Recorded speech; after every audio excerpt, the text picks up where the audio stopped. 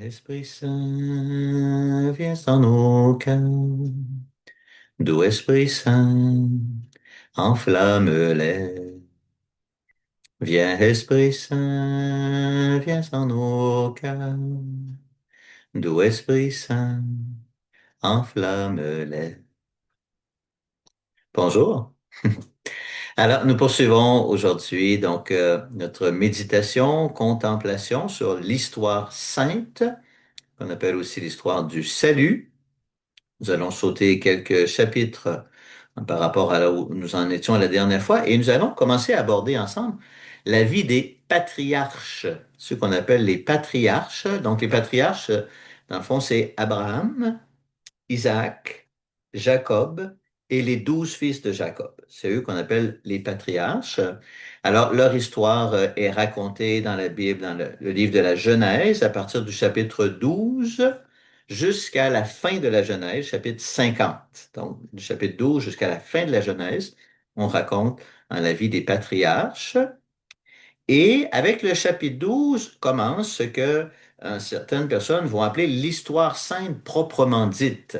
Plusieurs commentateurs vont dire qu'avant le chapitre 12, donc les 11 premiers chapitres de la Genèse, c'est comme un peu de la préhistoire, c'est-à-dire ça prépare l'histoire sainte. On pose certaines fondations, certaines balises, mais l'histoire sainte comme histoire commence avec les patriarches, donc au chapitre 12, et ensuite elle va se poursuivre jusqu'à nous.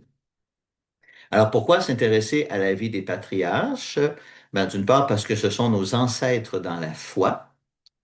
Donc, nous sommes les héritiers de la foi des patriarches. La foi qui est la nôtre aujourd'hui, c'est la foi d'Abraham, d'Isaac et de Jacob. Bien sûr, elle s'est développée au fil des siècles, elle s'est approfondie très, très largement, spécialement avec la venue de Jésus, etc. Mais c'est la même foi, fondamentalement, c'est le même noyau de la foi, c'est la même semence de la foi qui a produit ce grand arbre que nous sommes. Donc, nous sommes les héritiers de la foi des patriarches. Et de manière analogique, notre vie ressemble à la leur. Notre vie de foi ressemble à la leur. Donc, quand on lit la vie des patriarches, ben, ça nous aide à comprendre notre propre vie. Donc, c'est sans cesse ce qu'on va faire, des liens entre leur vie et la nôtre. Alors aujourd'hui, je m'arrête tout simplement à ce qu'on appelle la vocation d'Abraham, ou l'appel d'Abraham qu'on retrouve au tout début du chapitre 12 de la Genèse. Alors, on va lire déjà les trois premiers versets, les trois premiers versets, donc chapitre 12 de la Genèse, ça dit ceci. Le Seigneur dit à Abraham, il s'appelait d'abord Abram, ensuite son nom va changer en Abraham. Et donc le Seigneur dit à Abraham, quitte ton pays, ta parenté et la maison de ton père, et va vers le pays que je te montrerai. Je ferai de toi une grande nation, je te bénirai, je rendrai grand ton nom, et tu deviendras une bénédiction. Je bénirai ceux qui te béniront, celui qui te maudira, je le réprouverai. En toi seront bénies toutes les familles de la terre.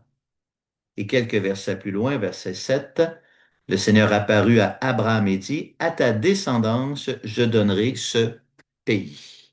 Parole du Seigneur.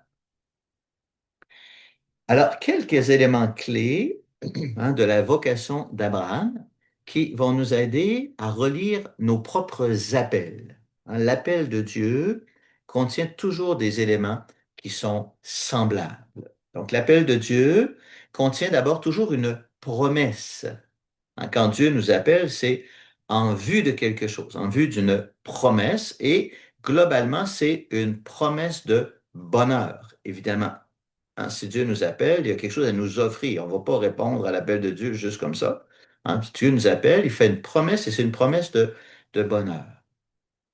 L'appel de Dieu, c'est toujours un appel gratuit. Alors ici, on est au chapitre 12 de la Genèse et c'est comme si ça commence comme ça. Le chapitre 12 arrive et on trouve rien en avant du chapitre 12 qui expliquerait pourquoi Dieu choisit Abraham. Il n'y a rien en arrière. Dieu décide de choisir Abraham. C'est sa liberté souveraine. Alors ça, c'est important. Dans chacun de nos appels, il y a toujours cet aspect-là. Il y a toujours, des fois, ça nous questionne pourquoi moi? Et donc, il n'y a jamais de réponse en arrière. Dieu ne me choisit pas parce que j'aurais fait quelque chose avant ce qui précéderait son appel, parce que j'aurais des mérites avant son appel. On peut bien sûr retrouver des signes de son appel avant, mais pas de raison. La raison de l'appel de Dieu, elle est toujours en avant. Dieu m'appelle en vue de quelque chose. Donc, c'est dans sa liberté souveraine, il choisit une personne, il me choisit moi, il te choisit toi, il choisit Abraham, comme ça, en vue de quelque chose. Donc, en vue de quelque chose, donc, il y a un appel et il y a une promesse de bonheur qui se décline toujours en quatre éléments, qui sont ici très clairs. Donc, les quatre éléments, c'est hein, une terre, une famille, une bénédiction et être bénédiction pour les autres. C'est les quatre éléments, donc qui sont exprimés clairement ici. Donc, Dieu dit à Abraham, quitte ton pays, ta parenté et la maison de ton père. Donc, dans l'appel, il y a toujours le fait on quitte nécessairement quelque chose. Dieu il nous appelle. Donc, il faut laisser un état premier pour aller vers un état second. Va vers le pays que je te montrerai. Alors, dans l'appel, il y a une part d'inconnu. Va vers le pays. Je ferai de toi une grande nation, donc une famille. Je ferai de toi une grande nation. Donc, dans l'appel de Dieu, Dieu va nous donner une famille. Il ne va pas nous laisser seuls. Ça fait partie de la promesse. Et la terre, donc va vers le pays que je te montrerai, c'est quelques versets plus loin où il précise, à ta descendance, je donnerai ce pays. Et ça va être très important dans l'appel d'Abraham. Donc ce pays, une terre, je vais te donner ce pays. Il n'y a rien pour le moment, mais je vais te le donner. Donc promesse d'une famille, une descendance, une terre, ce pays, je vais te le donner. Donc je ferai de toi une grande nation, je te bénirai, je rendrai grand ton nom. Donc, il y a une promesse de bénédiction, ça veut dire, je vais être avec toi. Je vais te faire du bien. Je vais être là et je vais te faire du bien. Donc, la bénédiction, c'est une protection. C'est cette présence de Dieu. Je serai là. Une bénédiction. Je vais te bénir. Et tu deviendras une bénédiction.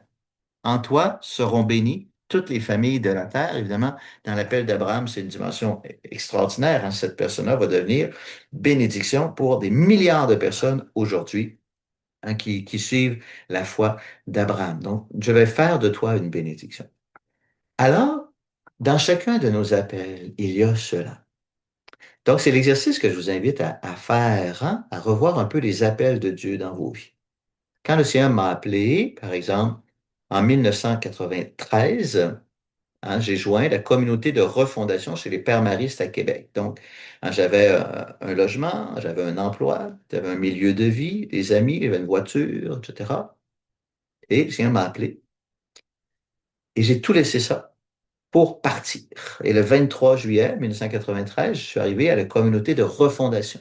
Et là, de manière très évidente, le Seigneur m'a donné un lieu, une terre, un espace, une magnifique maison. Je suis entré dans, c'était extraordinaire. On avait la maison mère des Pères Marie, c'était extraordinaire. Un grand salon avec un foyer, c'était formidable. La Sillery, c'est un lieu extraordinaire. Une famille, tout de suite, il m'a donné une famille extraordinaire, des frères qui étaient là. Et on a eu beaucoup de bonheur. C'était extraordinaire. Les années de bonheur que j'ai vécues avec cette fraternité en Marie, c'était extraordinaire.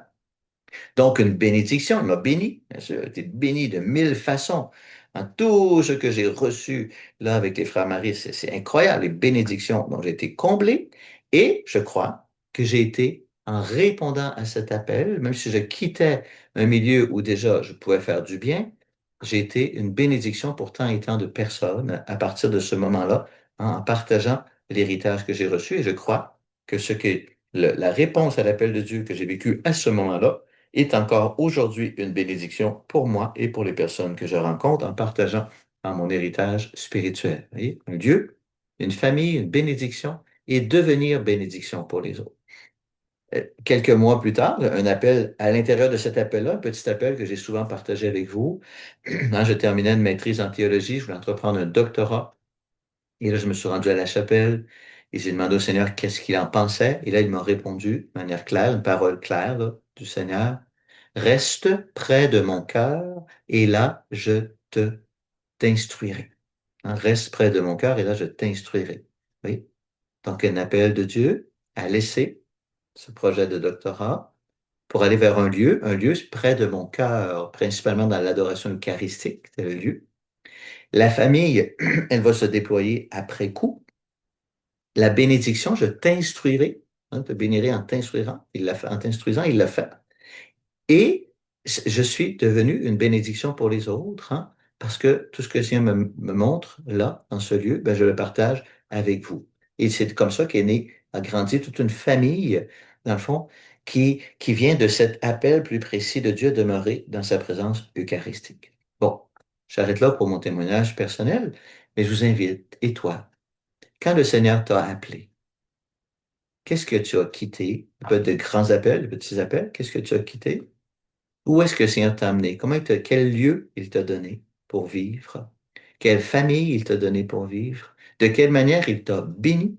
Et de quelle manière es-tu, hein, humblement, devenu bénédiction pour les autres? Alors, je vous invite à faire cette relecture personnelle et à la partager avec votre cellule ou avec d'autres personnes autour de vous. Alors, je vous accompagne de ma bénédiction. Que le Seigneur vous bénisse justement au nom du Père et du Fils et du Saint-Esprit. Amen.